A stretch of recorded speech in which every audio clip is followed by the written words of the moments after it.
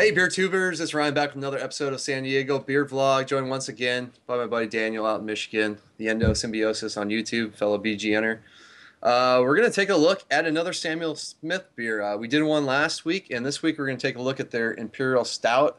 Imperial in the sense that a straight British version interpretation, only at 7%. You know, we wouldn't call that Imperial Stout here in the States, but um, it is a big beer if you're in the UK where you have 3.5% session ale. So we both haven't had this beer in quite a while, but Samuel Smith, I mean, this is one of the first Imperial Stouts I probably ever had. So it's been a while. So let's get this thing cracked open. Sounds like a plan. Good CO2 coming off. I'm going to go mostly down the middle on this one. Good plan. Let's do that. Oh, yeah. Oh, wow. Hold on. It's a big hold on that one because I went right up to the top of Oh, yeah. my tulip Look here. at that. Oh, I got to... Oh, you're going over. So we both got massive heads on both our pours, and we have two completely different glasses. I mean, Right. I'm getting 3+ fingers on mine. A lot of small bubbles on there. I don't know if these are ball conditioned or not, but I'm getting a lot of small bubbles. Yeah, I'm guessing. I mean, lots of small bubbles, 3.5 fingers, really, really dark body. Hold it up to the light. Uh, I get a tiny bit of like an amber hue at the bottom, but yeah, barely, very, very barely dark. any light. Pretty just tan, light brown head. Tan, light brown, almost mocha colored. Looks really good. I like that. I like that look on a stout, honestly. Yeah, nose wise, I'm getting some of those.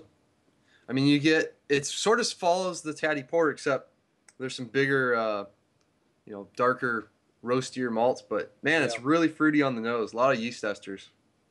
Yeah, mine may be a little bit cold, but I'm definitely getting some of that yeast ester.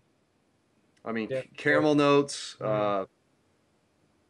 just roasty, more coffee-like. Not a whole lot of chocolate that I'm getting on Yeah, mine. it's very coffee. I agree. It's that's really the most what I'm getting. A little bit of caramel.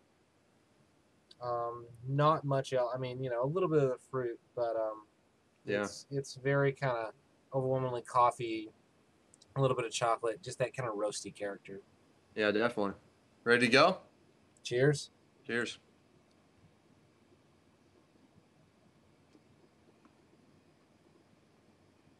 Really smooth. Um, Slightly sweet. More chocolate on the flavor than the aroma, I think. Yeah, at the end I get a lot of bitterness, probably coming from the roasted malts mostly. mhm. Maybe some hops in there, but it's kind of like a bitter, chocolatey coffee finish. Yeah, it tastes like a cup of cold ice brewed coffee. Almost. Yeah. For me, I get a lot of fruity esters up front, um, raisiny character. Yeah, Then definitely kind some of, raisins. then I kind of get some caramel notes.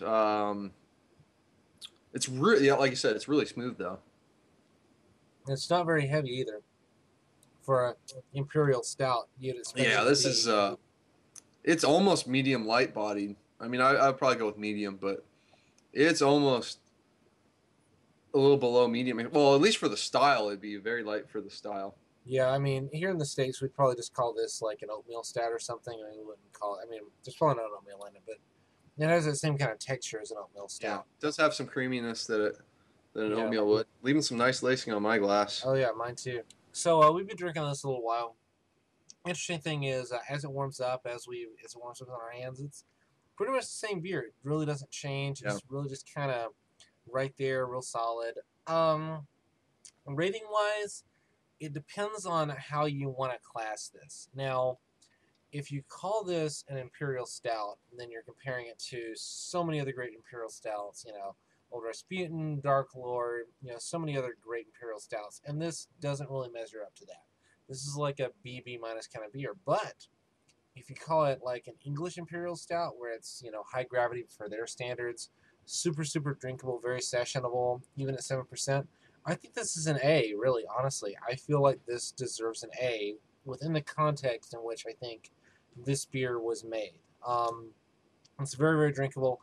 It goes down smooth. It's very well balanced.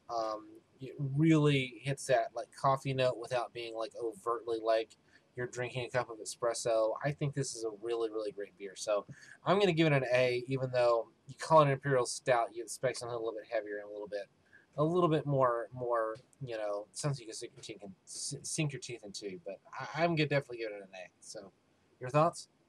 Yeah, I'm kind of with you there. So my score, I'm going to kind of split the difference, go B plus with it. It it's a really good example of the English Imperial Stout style. Super easy to drink, 7%. It's got some nice complexity to it. It's not overly complex like we're used to with our American Imperial Stouts. So I'm gonna go B plus just to kind of put it up there. Definitely above average, right on borderline of being excellent. I mean, if you say it's excellent, you're definitely going more stylistically to British style with that.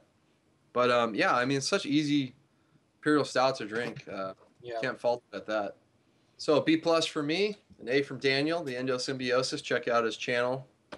I'll put the link in the description box down below, and we're kind of on the same page. Yet our scores are a little bit different. Hopefully, you kind of realize what we're getting at with those scores. But recommend picking this up. It's a good price, good example of the English style Imperial Stout. So it's going to wrap it up. Until next time, please comment and subscribe. Cheers. Cheers.